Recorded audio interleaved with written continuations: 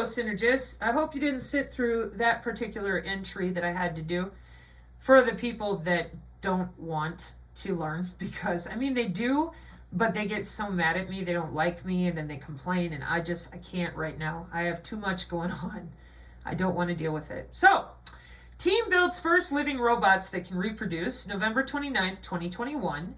AI designed xenobots reveal entirely new form of biological self-replication, promising for regenerative medicine. To persist, life must reproduce.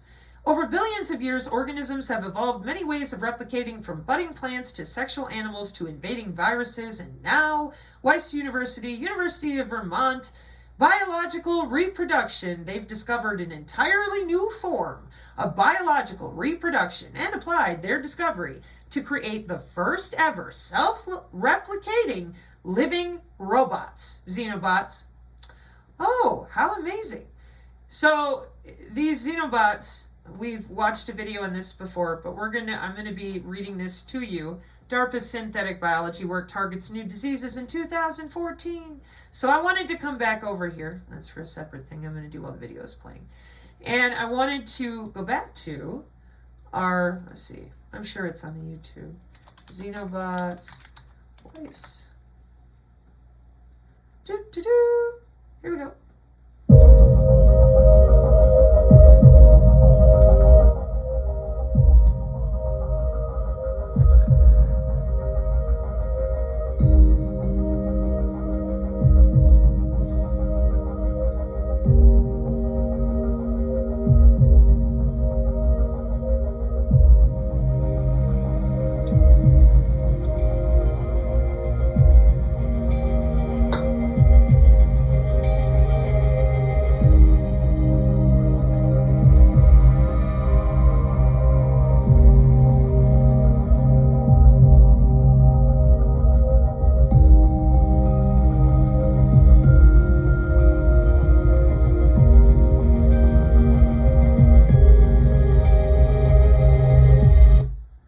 Yay! Okay. And in case those of you have forgotten, because, again, what is a xenomorph? Because remember, with Dr. Michael Levin, if you watched what I was explaining last night about bioelectricity, cracking the bioelectric code, okay? According to this hypothesis, the way to understand bioelectric influences is at the level of control of gene expression domains in tissue, like wireless tissue engineering, Google fingers, and that this code, can be capitalized upon by imposing desired patterns upon tissue by manipulation of cell membranous voltage. Now, voltage is electricity, in case you didn't know. Oh, and it's to repair birth defects. Always the same with days of people. It's for the paraplegics forever, okay? Major open questions about the bioelectric code. For any code, it is crucial to ask what outcomes are mapped onto which observable properties of the coding medium. For example, the well-established genetic code maps the structure of DNA into the sequence of protein building blocks, but it does not directly specify morphology. So we need spatiotemporal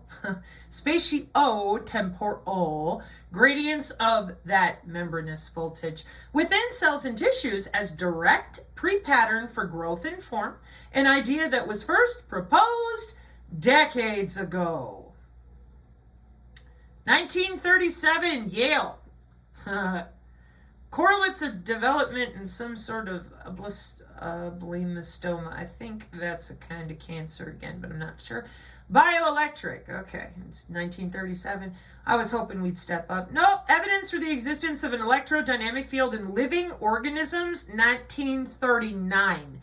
I find that a lot when we start digging around and what they're doing here with their electromagnetic warfare that they hid in academia for themselves for over 100 years. Recent studies of bioelectric changes in the developing amphibian face. It is a crime against frogs. Thank you for the commenter on our channel who said that. I completely agree with you. Anyways, we're going to rearrange your eyeballs with them tadpoles because we're just curious about the morphogenetic field. We just want to know how to rearrange the cellular voltage a little bit so that we can pattern. You hear that? It's like a pulse. We're going to repattern your skin at the level of membranous voltage, we're just going to log in and rearrange your cell structure at the molecular communication level, and we're going to make you better. Yeah. We're not going to tell you, though. We're just going to do it. Okay. Oh. Recent studies of bioelectric changes in the developing amphibian face reveal that isoelectric domains of voltage regionalize regions, the growing tissue. Bioelectric properties distributed across all fields directly form a template controlling gene expression, much as patterns of gene expression underlie the anatomy of vertebrate limbs and whole embryos. According to this hypothesis, the way to understand bioelectric influences is at the level of control of gene expression domains in tissue, and that this code can be capitalized upon by imposing. That's an imposition. Like, you don't get to get out of that field. It just keeps perturbating you internally and externally by imposing desired pulsated patterns upon tissue by manipulation of voltage, membranous voltage. By inducing the right pattern of voltage gradients within tissue. Primordial, that thus correct the expression patterns of key downstream patterning genes. Now, for those of you that think I am being disingenuous, voltage is the pressure from an electrical circuit's power source that pushes charged electrons or current through a conducting loop. Now, most of us are thinking, oh, that's like, look right there. You mean like putting electricity down a wire, right? Right? That's what we're talking about, right? Oh, did you turn the human body into a wire? Yeah, you did. Okay. So now hang on a minute. So you crack the bioelectric code by changing out the voltage in cell structure?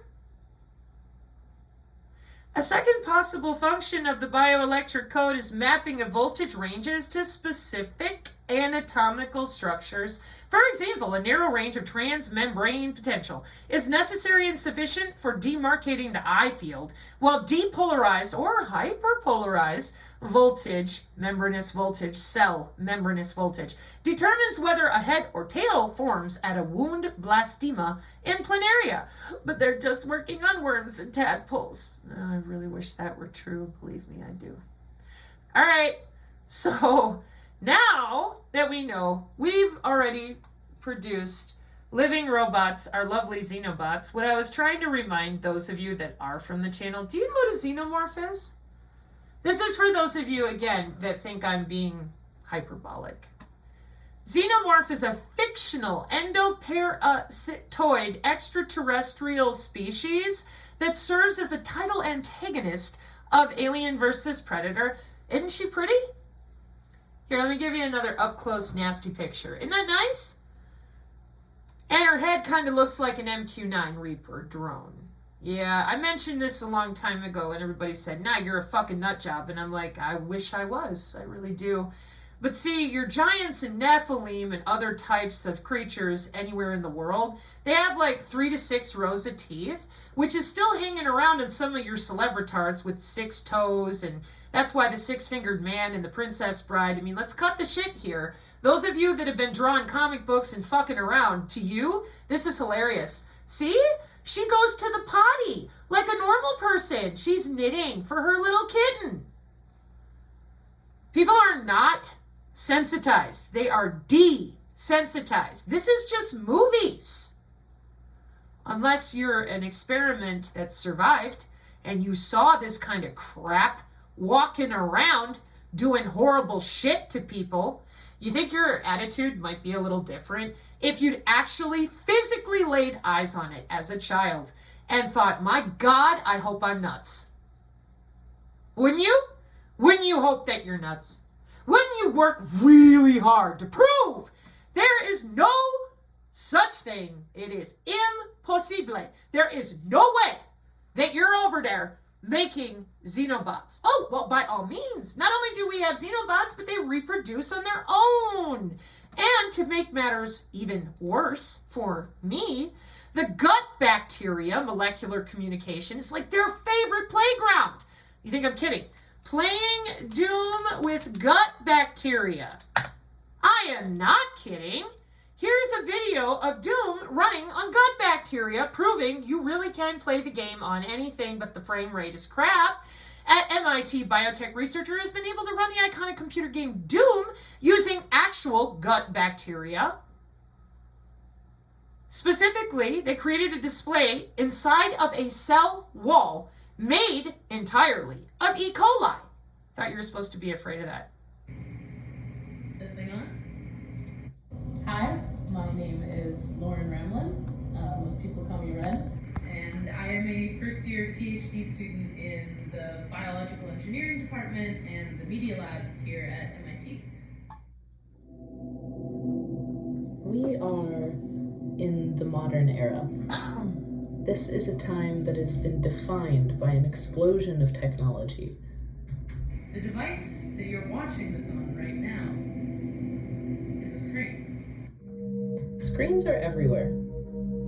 They are in our homes, in our cars. They're on our fridges now, our toasters. You can even find screens on pregnancy tests. The 21st century is defined by these technological interfaces. Screens have become an integral part of modern life, and with it came an opportunity.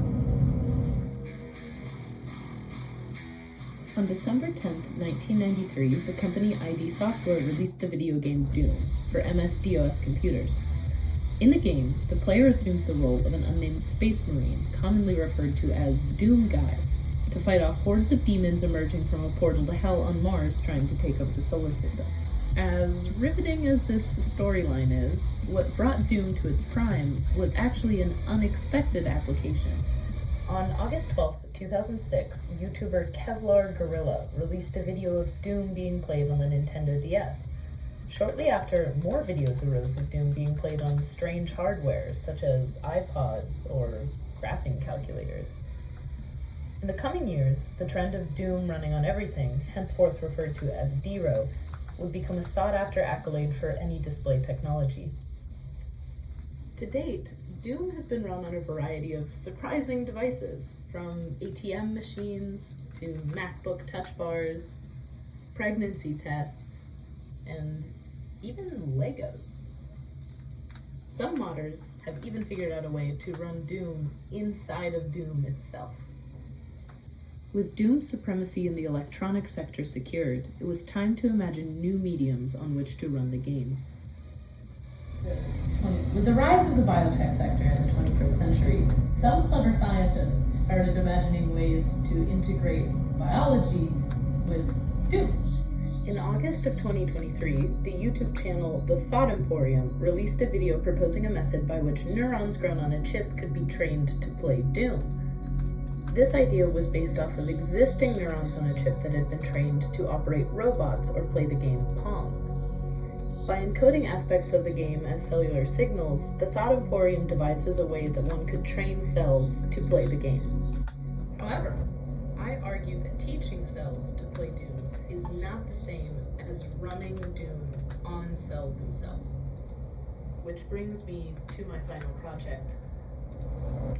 1-bit pixels encoded in E. coli for the display of interactive digital media. Or, better said, they're Doom on cell. Inspired by the design of an E. coli digital display from the Voight Lab in 2020 and the simplicity of a binary pixel screen, the theory is that cells can be used as the pixel illuminations instead of traditional electronic lights and induced to fluoresce via a recorder. By growing engineered cells in a 1,536 well plate, cells can function as a programmable display screen. To create my system, I based it on a plasmid from the iGEM registry for standard biological parts. In this... Oh, wait a minute. Did you say plasmid? Man, where have I heard about that before? Let's see. Plasmids. Somebody, oh, come on. 15 years ago. A man has a choice. I choose the impossible. Sabrina, what are you doing? Oh, I gotta look something up quick.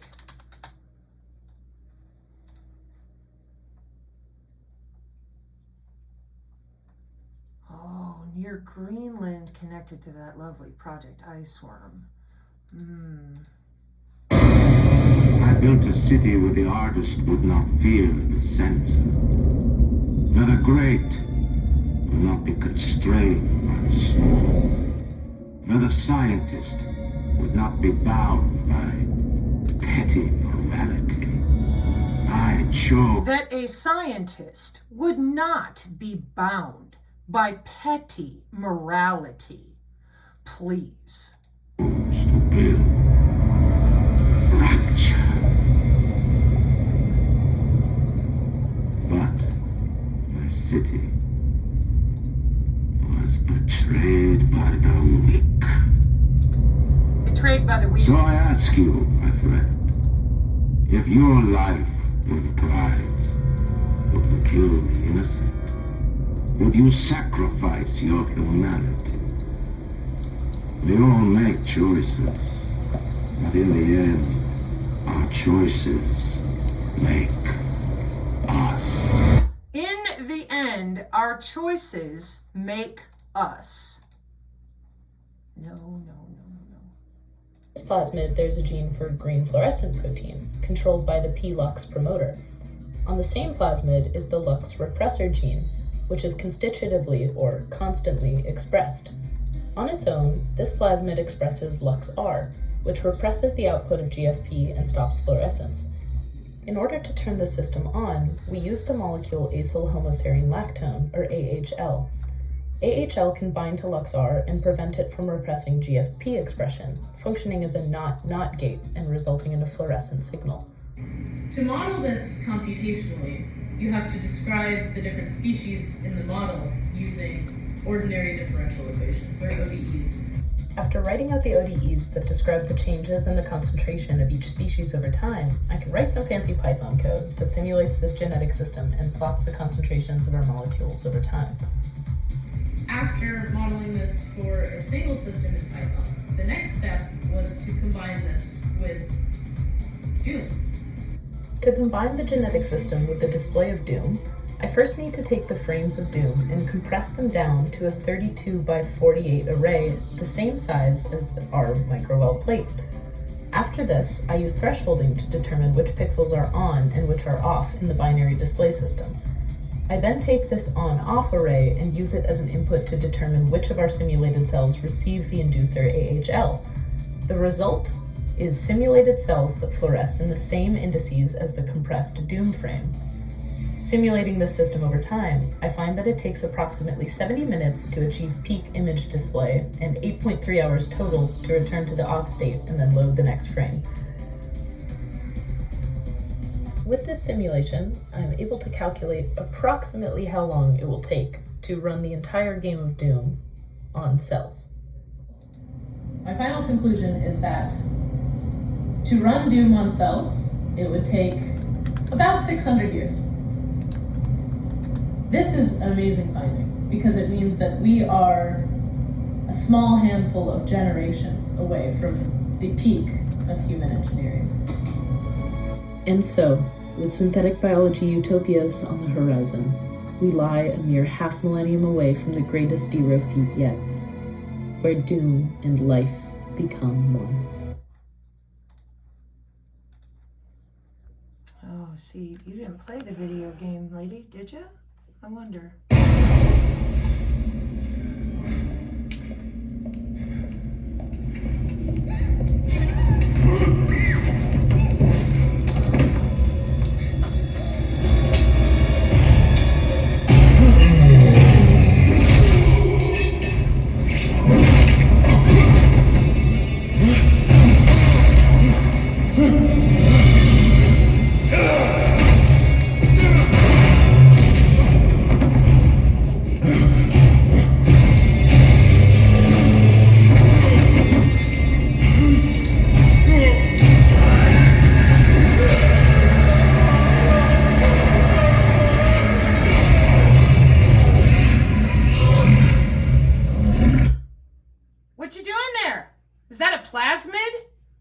she was just talking about in her nice, calm, curated, we're so close to creating a rapture utopia?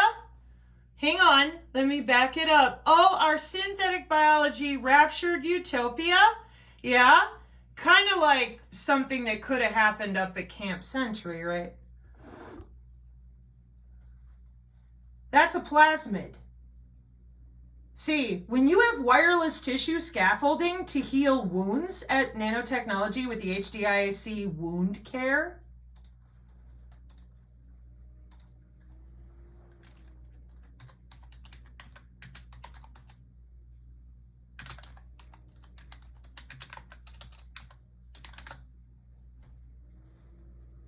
I'm sure you thought I was kidding, right?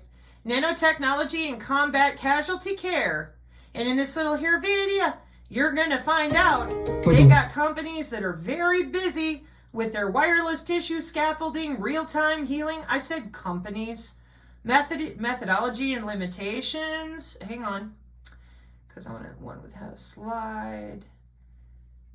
Yeah, Cheeto-san. Yeah, see, etheromer. Synthetic artificial cell. Nano-encapsulated human hemoglobin. Bioengineered to mimic red blood cells. Option for all blood types. Avoids no trapping. Biodegradable. Wow. And then down here in the bottom corner, get a whole bunch more data about it, including where you can go read about it in real time. Emerging trends shift from just mimicking function to mimicking structure plus function. All roads lead to viewable whole blood alternative. Yeah, 2035 though, you know, it's always 100 years, 50 years. Oh, it's way far away. It's so far away. Wound care is currently, this says current state of things. There you go, current state of things. I'm gonna turn my little lamp back on because it helps the focus. Wound care is like the Wild West. There's 2,000 plus products at the HDIAC for nano-casualty and wound care. Do you not know what the HDIAC is? Remember, people love to show videos and clips, but they don't like to necessarily tell you where it currently exists. Homeland Defense and Security Information and Analysis Center with your DoD, among others. Twitter.com/Department of Defense. The Homeland Defense and Security Information Analysis Center. Talking about what? What are we looking at here? Well, he just took a major wound to his left hand. So he's going to need to do something so he can fight back against the big machine that is attacking him. Gosh, I wonder if he'll be willing to put on some synthetic biology, put in his body a way to grow some biomaterials in vivo so he doesn't die. Oh, but they would never. Oh, no. Nanostructured biomaterials? They would never. And if they did, they would tell you. Bone scaffold technology companies. Biomaterials that can both match both the mechanical and biological context of bone tissue matrix and support the vascularization of large tissue constructs. What does that mean? 3D printing an organ inside of you. Detect potential adverse impacts to the brain. Nanosensors to monitor blast pressure. Measuring blood biomarkers of injury. Prevent or reduce impact. Rapid administration of therapeutics. Yeah, we call that wireless drugging. How is it done? Electromagnetic, electrical, magnetic. The same way that we play with the electrical body part with the bioelectricity, hacking the biocode. The bioelectric code. Little cellular voltage change and then just pulse it to where we want it to go. Boy, that's really complicated. I know. Nanoparticles to cross the blood-brain barrier and immune-modifying nanoparticles. Nano-based siRNA carriers, monitoring protease activity, ECM changes, and what? What does that say? Promote tissue regeneration at time of injury. So this was a year ago at the HDIAC, And it's an emerging trend. Well, boy, we know how that goes. 15 years ago, this is a video game.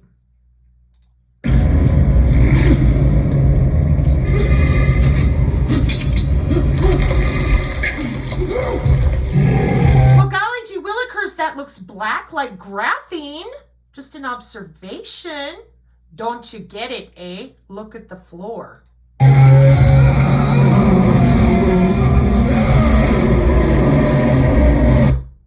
Did you know that they can control a swarm of nano with their mind? So those little insects, you mean the xenobots that you just grew under your skin? Liquid vasculature fast. You're going to heal up just fine. Your tissue is a little more synthetic, and it's always in time.